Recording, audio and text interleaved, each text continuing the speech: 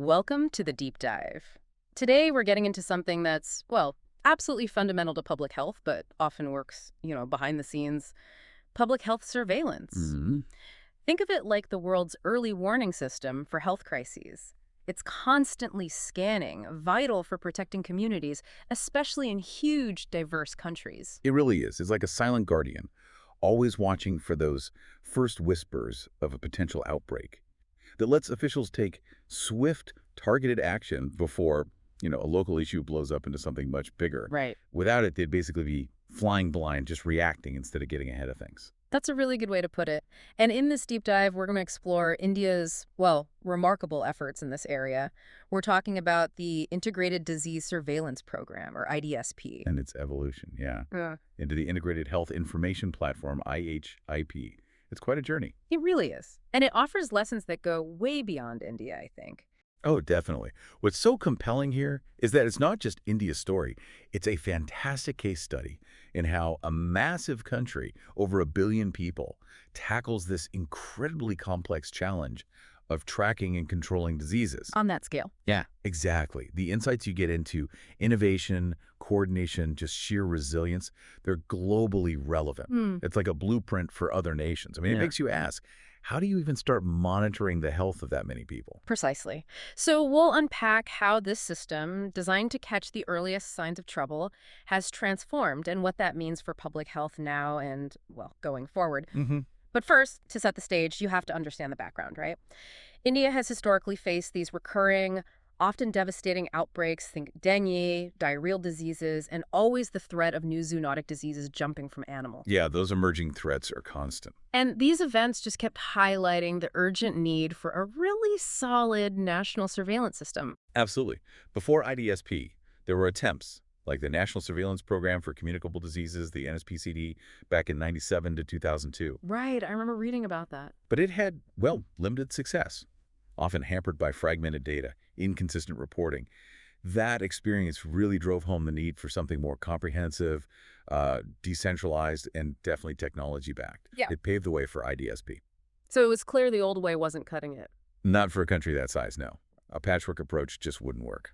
Okay, so given that clear need, how did India actually start building IDSP? What was the initial vision? How did it differ? Well, IDSP actually kicked off as a World Bank-assisted project back in November 2004. Mm. Initially, it was rolled out across 9 pilot states. Just 9 to start. Yeah, and that wasn't just a soft launch. It was strategic. Build capacity, tweak the protocols, test the system in different settings before going bigger. Makes sense. Then, during India's 12th five-year plan, that's 2012 to 2017, it got a national rollout under the National Health Mission, NHM. And that was a huge step. Because it became permanent. Exactly. It shifted from being a temporary project to a permanent integral program within the national health setup. A core pillar, really. That's a massive shift. So what was the core philosophy driving it? What made it such a foundational change? The core philosophy was a big departure from older, more centralized ways. IDSP stressed decentralized, lab-based, and IT-enabled surveillance. Okay, decentralized. Meaning Like, empowering the local levels, districts, yeah. states, giving them the tools and ability to detect and report, pushing responsibility and resources outwards, Yeah. supported by a strong lab network and, crucially, IT, not just orders from the top down. Right. That seems essential for a country like India. It is. The lesson, really, for any large, diverse country is that one size fits all or purely centralized just doesn't scale. You've got to empower the periphery.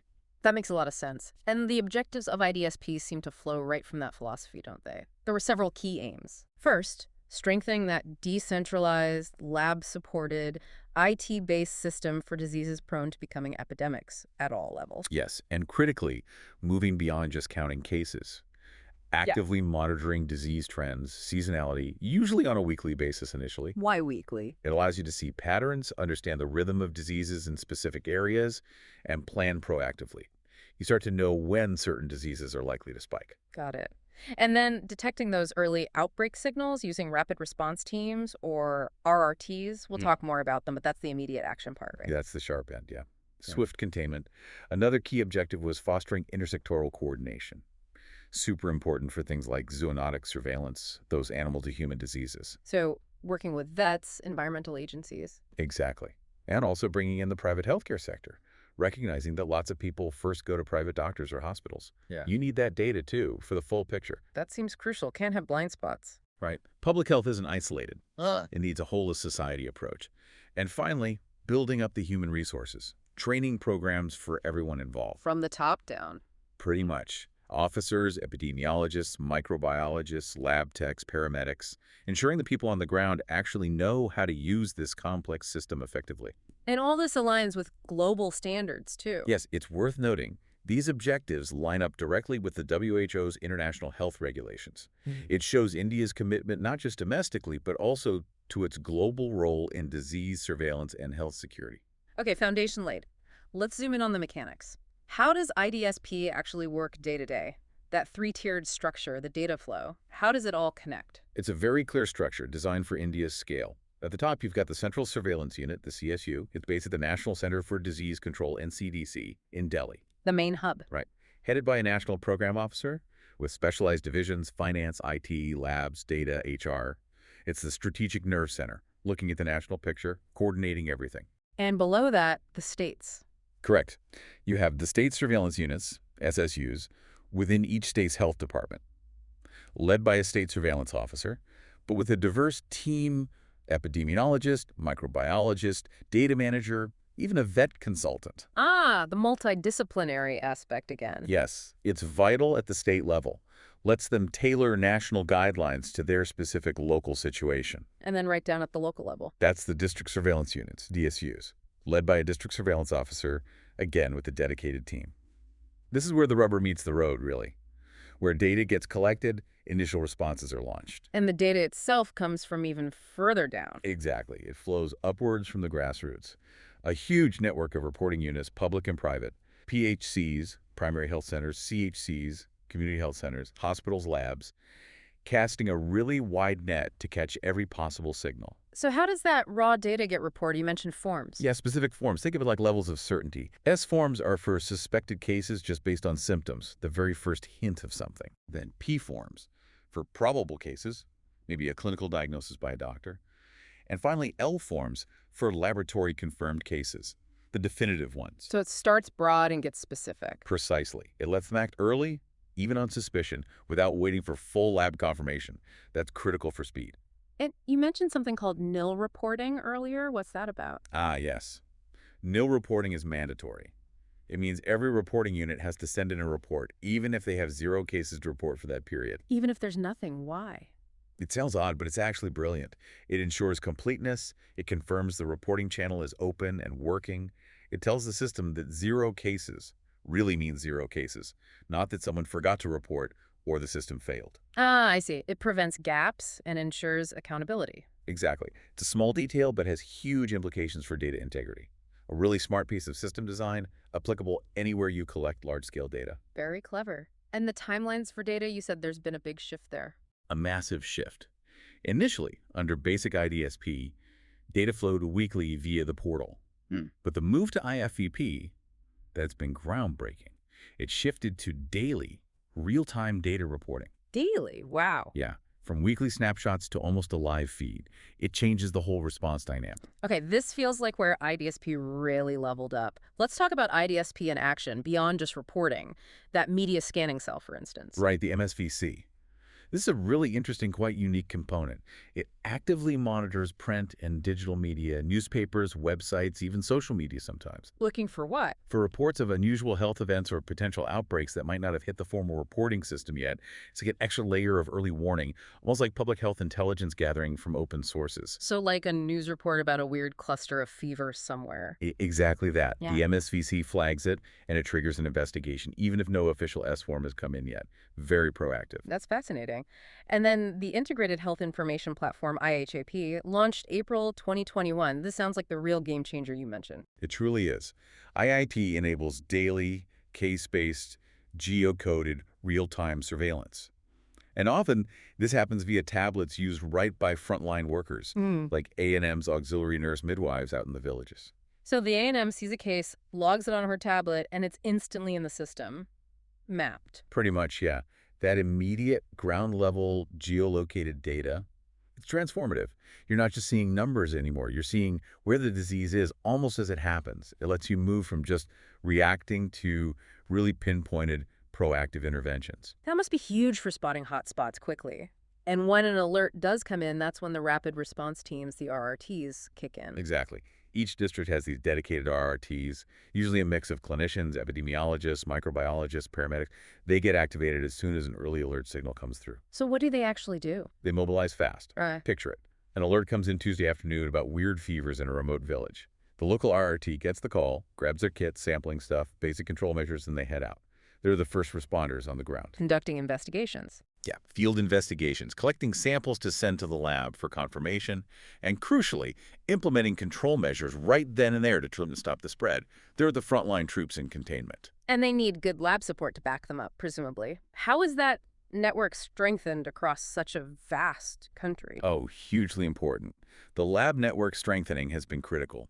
This includes expanding the Indian Council of Medical Research's VRDL network, Virus Research and Diagnostic Labs, to over 150 now. Wow, 150. Plus support from big health infrastructure programs like PMABHEM and the establishment of mobile BSL-3 labs. BSL-3, those are the high security ones. That's right. High containment labs, built to safely handle dangerous pathogens. And mobile means they can deploy this advanced diagnostic capability directly to remote outbreak areas. Or like a lab on wheels heading into the hotspot. Exactly. It drastically cuts down the time needed to identify a dangerous pathogen and figure out how to fight it. A massive boost to diagnostic power, right where it's needed. That's really innovative. So with all this data pouring in, real-time, geocoded lab results, how is it managed? How do they make sense of it all quickly? The IDSP portal itself, now integrated with IHAP, provides powerful tools: dashboards, trend analysis, GIS mapping, and visualization. This lets officials at all levels, central, state, district, see patterns, spot emerging threats, decide where to put resources. Data-driven decisions. Absolutely. And it gets even more sophisticated. There are projects like Epiclim. Epiclim. Yeah, it uses IDSP data to forecast potential outbreaks based on weather patterns, linking climate variables to health outcomes. So predicting disease spikes based on, say, monsoon patterns. Exactly. If you know the monsoon's coming, you might anticipate a rise in vector-borne diseases like dengue or malaria in certain areas and prepare accordingly. That's moving beyond reacting to actually predicting. That's incredible. But none of this works without the people, right? The training must be essential. Utterly central. There's a comprehensive three-tiered training model. National trainers train state trainers, who then train district teams, and so on down the line. A cascade model. Yes. It reaches everyone from the state surveillance officers and RRT members right down to the medical officers, the A&Ms using the tablets, lab technicians, paramedics, because the tech is great, but it's useless without the thousands of trained, dedicated people making it work. They're the ones who understand the data and act on it. The human element is what brings it all to life. And finally, that intersectoral coordinate, the One Health idea, it's not just human diseases. No, you're right. The One Health approach is critical, especially for zoonotic diseases. That means active coordination with veterinary services, wildlife departments, environmental agencies. Looking at animal health, environmental factors. Yes, because human, animal, and environmental health are all linked. Monitoring animal populations for diseases that might jump, or tracking environmental factors like water quality or vector habitats. Plus, that ongoing collaboration with the private health sector to make sure cases seen there get reported into the system too, closing those potential data gaps. Okay, so what specific diseases are actually being tracked day in, day out? What's on the list? IDSP monitors 13 core syndromes and diseases, things like acute diarrheal disease, dengue, malaria, measles, fever syndromes like ILI, influenza-like illness, and severe acute respiratory infection. Respiratory infections, okay. Also acute encephalitis syndrome, Japanese encephalitis, acute flaccid paralysis, AFP, which is key for polio surveillance, rabies, leptospirosis. It's a pretty broad list of major public health concerns. And states can add more. Yeah, states can add up to 5 extra conditions relevant to their specific local disease patterns. And as we mentioned, the platform integrates meteorological and remote sensing data too for that seasonal analysis and identifying potential risk zones. It's a holistic view. Truly comprehensive. Okay, let's get to the verdict. What have been the big successes of IDSP and ISP? And what are the challenges that still remain? Well, the achievements are genuinely monumental, especially considering India's scale and diversity. You're looking at over 90% reporting coverage across the country, spanning more than 740 districts. 90% coverage nationwide. That's huge. It's a colossal feat in data collection and network management. And the system has proven its worth. It's identified thousands of outbreaks over the years. Can you give an example of that impact? Like how many outbreaks? Sure. In just one single year, IDSP was credited with identifying 1,862 outbreaks. Now, that's not just a statistic. That's 1,862 times the system caught something early, RRTs were deployed, samples taken, interventions started, potentially stopping wider spread, saving lives. That really puts it in perspective. And you see states like Kerala, which have strong health systems, often reporting the highest numbers. That likely reflects better detection, not necessarily more disease.